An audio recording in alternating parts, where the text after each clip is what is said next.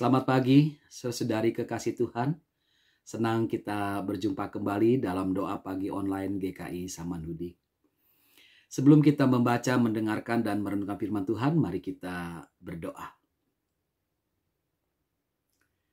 Ya Tuhan, kami mengucap syukur untuk kehidupan yang Tuhan percayakan kepada kami. Kami ingin mengelola kehidupan kami dengan baik, seturut dengan firman Tuhan. Oleh karena itu Tuhan, ketika kami membaca, mendengarkan dan merenungkan firman Tuhan, biarlah Roh Kudus bekerja di dalam kami, mempersiapkan diri kami dengan baik, sehingga firman Tuhan boleh tertanam dalam diri kami, dan firman Tuhan bertumbuh, berakar, berbunga, dan juga berbuah di dalam hidup kami. Ya Tuhan, kami anak-anak-Mu siap untuk mendengarkan firman-Mu. Di dalam nama Tuhan Yesus Kristus, kami berdoa. Amin. Saudari, pembacaan Alkitab kita pada hari ini dari kitab Keluaran pasal 16 ayat 11 sampai dengan 20. Saya akan bacakan bagi kita dari Alkitab Terjemahan Baru Kedua Lembaga Alkitab Indonesia. Inilah kitab Keluaran pasal 16 ayat 11 sampai dengan 20. Lalu Tuhan berfirman kepada Musa, "Aku telah mendengar sungut-sungut orang Israel. Katakan kepada mereka, pada waktu senja kamu akan makan daging, dan pada waktu pagi kamu akan kenyang makan roti. Sehingga kamu akan mengetahui bahwa akulah Tuhan Allahmu." Pada waktu petang, burung puyuh berterbangan menutupi perkemahan itu. Dan pada waktu pagi terdapat lapisan embun sekeliling perkemahan itu. Ketika lapisan embun itu menguap, tampaklah pada permukaan padang gurun sesuatu yang halus, tipis seperti sisik, halus seperti embun beku di bumi. Ketika orang Israel melihatnya, mereka bertanya seorang kepada yang lain, "Apa itu?" Sebab mereka tidak tahu apa itu. Tetapi Musa berkata kepada mereka, "Itu roti yang diberikan Tuhan kepadamu menjadi makananmu. Beginilah perintah Tuhan. Pungutlah itu, tiap orang menurut keperluannya. Masing-masing kamu boleh mengambil untuk seisi kemahnya, segomer seorang menurut jumlah jiwa." Demikianlah diperbuat orang Israel. Mereka memungutnya, ada yang banyak, ada yang sedikit. Ketika mereka menakarnya dengan gomer, orang yang memungut banyak tidak kelebihan, dan orang yang memungut sedikit tidak kekurangan. Tiap orang memungut menurut keperluannya. Musa berkata kepada mereka, "Seorang pun tidak boleh menyisakan sampai pagi." Tetapi ada yang tidak mau mendengarkan Musa dan menyisakannya sampai pagi, sehingga berulat dan berbau busuk. Maka Musa menjadi marah kepada mereka. Demikian pembacaan Alkitab. Berbahagia kita yang membaca, mendengarkan, dan memelihara firman Tuhan dalam kehidupan setiap hari. Haleluya. Saudara-saudari, teks Alkitab yang kita baca hari ini adalah cuplikan kecil dari cerita perjalanan orang Israel dari tanah Mesir menuju tanah yang dijanjikan Tuhan. Walaupun hanya cuplikan kecil, cerita tentang bagaimana orang Israel bersungut-sungut atau menggerutu dalam perjalanan mereka, lalu Tuhan mendengar sungut-sungut mereka dan menyediakan apa yang mereka butuhkan. Semua ini menjadi semacam pola cerita yang berulang terjadi. Pertanyaannya adalah, apakah ada pesan atau pelajaran khusus dari cerita yang tertulis pada teks Alkitab hari ini? Tentu ada. Pesan atau pelajaran itu memang bergantung pada bagian mana dari cerita yang ingin kita perhatikan. Kita dapat menarik pesan atau pelajaran tentang kebiasaan manusia yang suka bersungut-sungut atau menggerutu dalam perjalanan hidup. Atau tentang Tuhan yang maha baik yang memelihara kehidupan umat yang dikasihinya. Kali ini, dalam renungan singkat hari ini, saya ingin mengajak saudara menaruh perhatian pada bagian cerita dari teks Alkitab hari ini tentang bagaimana Tuhan melalui Musa menyampaikan pengaturan mengenai pengambilan berkat yang tersedia untuk kebutuhan hidup sehari-hari. Berkat yang tersedia itu adalah suatu makanan. Bentuknya disebutkan pada ayat yang ke-14 dan 31.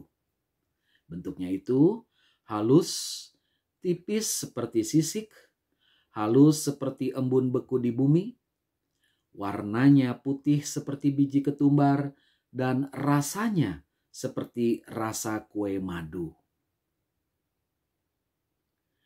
Musa menyebut makanan ini roti yang diberikan Tuhan, ayat yang ke-15.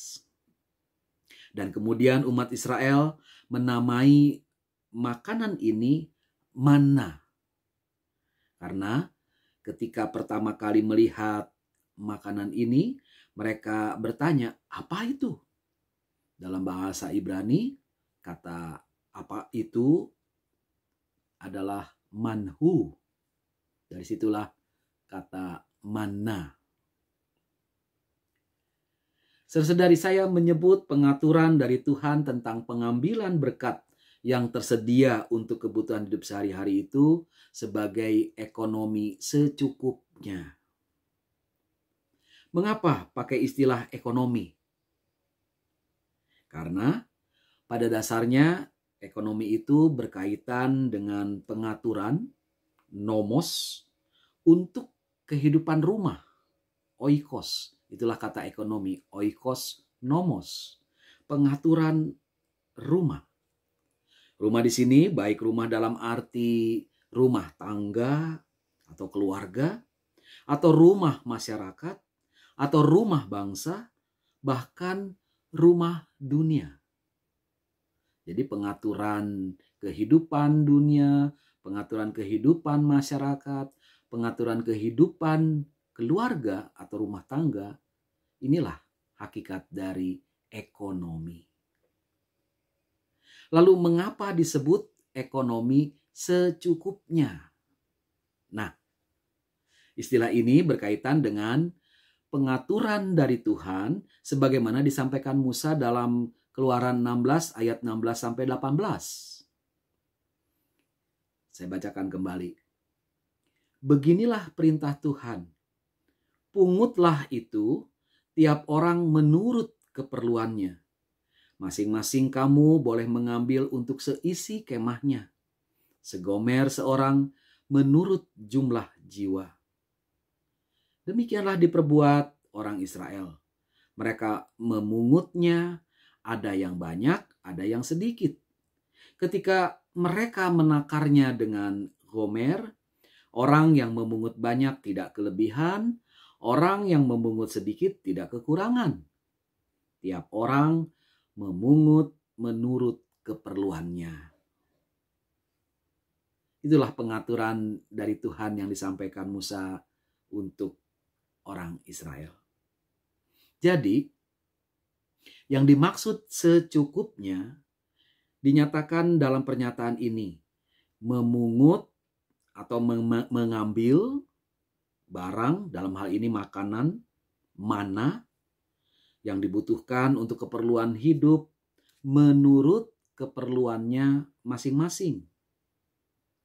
Banyak tapi tidak kelebihan, sedikit tapi tidak kekurangan, alias secukupnya saja. Itulah pengertian secukupnya. Saudara-saudari kekasih Tuhan, praktek ekonomi secukupnya memberikan banyak manfaat bagi kehidupan.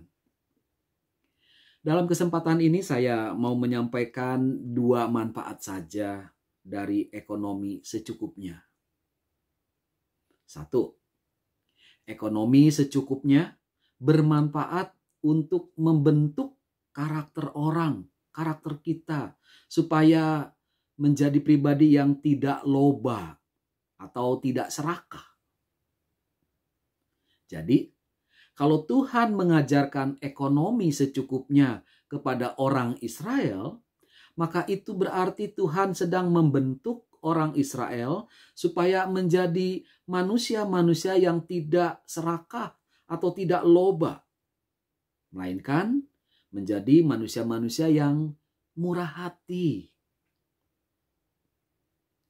Kita tahu serakah atau loba hanya akan menghasilkan kekacauan, kejahatan, dan kehancuran. Amsal 15 ayat 27 menegaskan, siapa loba atau serakah akan keuntungan gelap mengacaukan rumah tangganya. Tetapi siapa membenci suap akan hidup.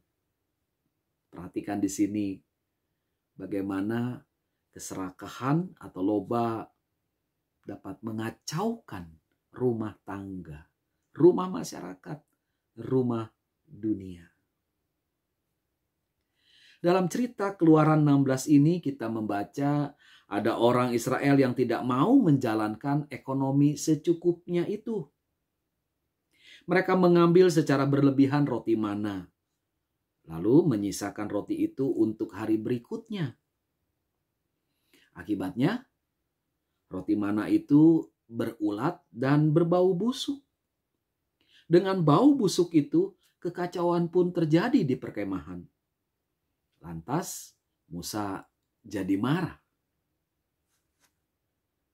Jadi, ekonomi secukupnya bermanfaat supaya orang makin lama makin tidak serakah atau tidak loba.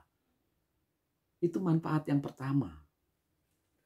Lalu manfaat yang kedua, ekonomi secukupnya bermanfaat untuk membentuk karakter orang supaya peduli terhadap orang lain dan juga ciptaan Tuhan lainnya.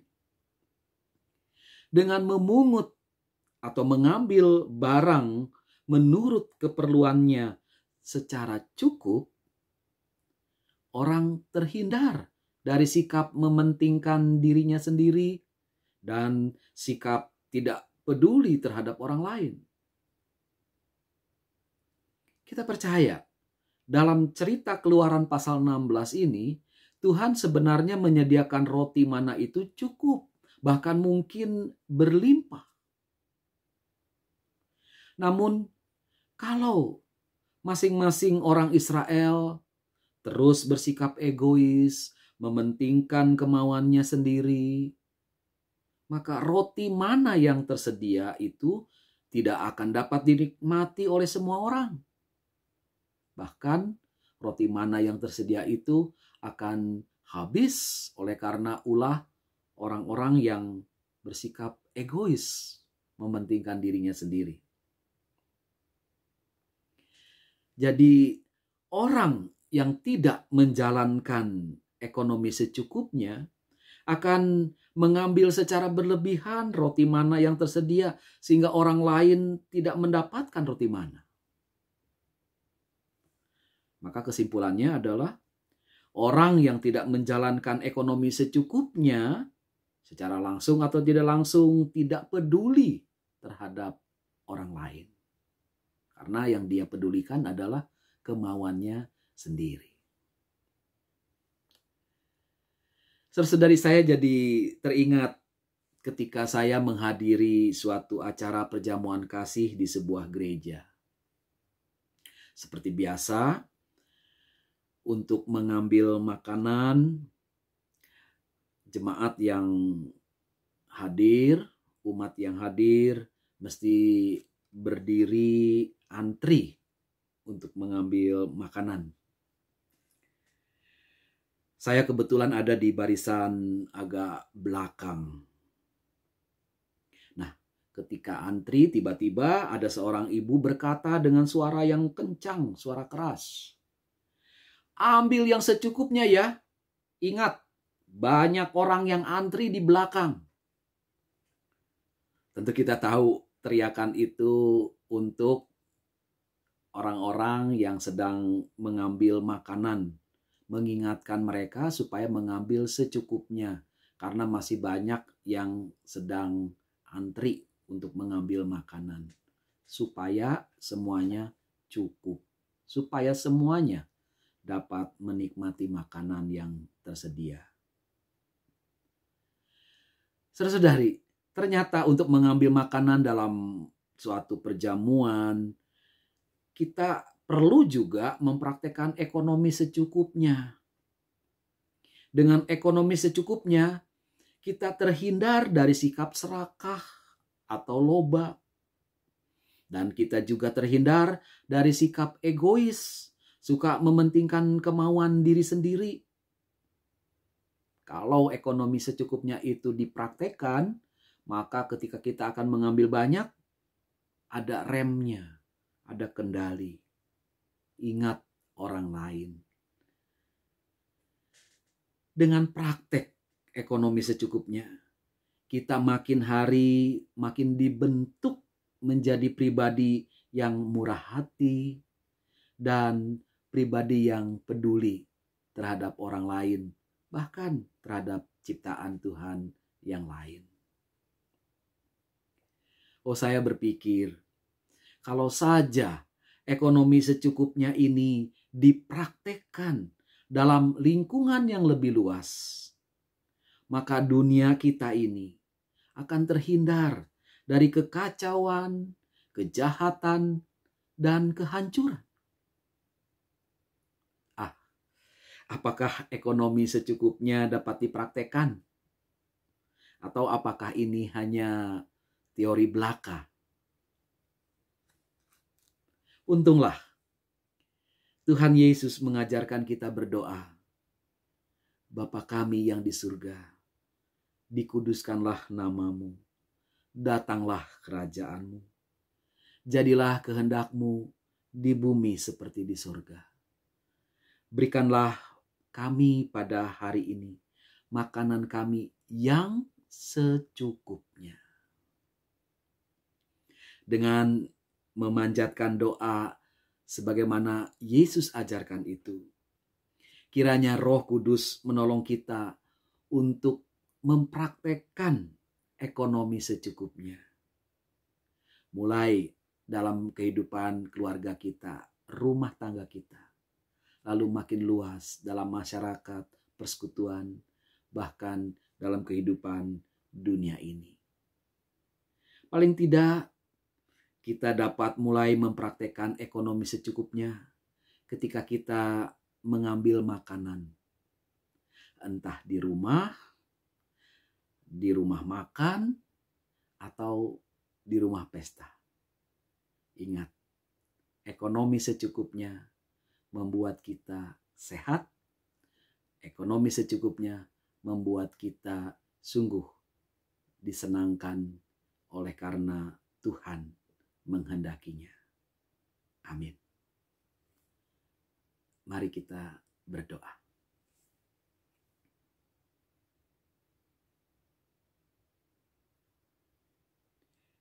Terima kasih Tuhan untuk firman-Mu yang menerangi perjalanan hidup kami.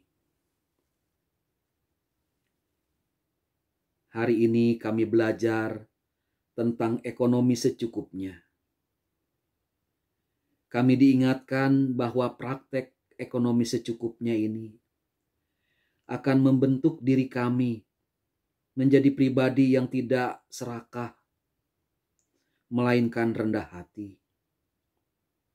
Menjadi pribadi yang tidak egois, mementingkan kemauan diri sendiri, melainkan peduli terhadap orang lain dan ciptaan Tuhan lainnya. Kini, ya Tuhan, kami mau mempraktekkan ekonomi secukupnya. Kami percaya Roh Kudus menolong kami. Dan saat ini Tuhan, kami ingin memanjatkan doa sebagaimana doa yang Yesus ajarkan kepada kami.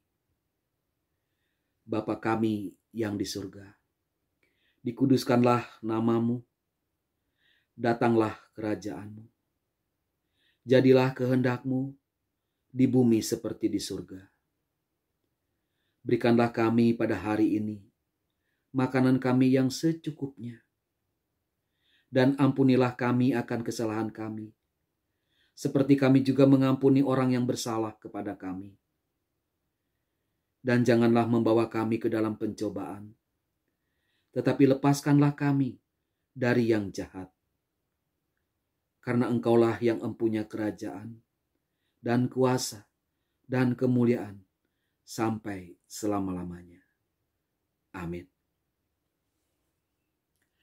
Saudara-saudari, doa pagi kita selesai. Kita akan lanjutkan perjalanan hidup kita dengan tetap mengingat dan terus berjuang mempraktekkan ekonomi secukupnya. Dimanapun kita berada, disitulah kita menerapkannya. Tuhan memberkati kita. Bagi Bapak Ibu yang memiliki pergumulan khusus dan ingin didoakan, bisa menghubungi rekan-rekan pendeta di nomor berikut.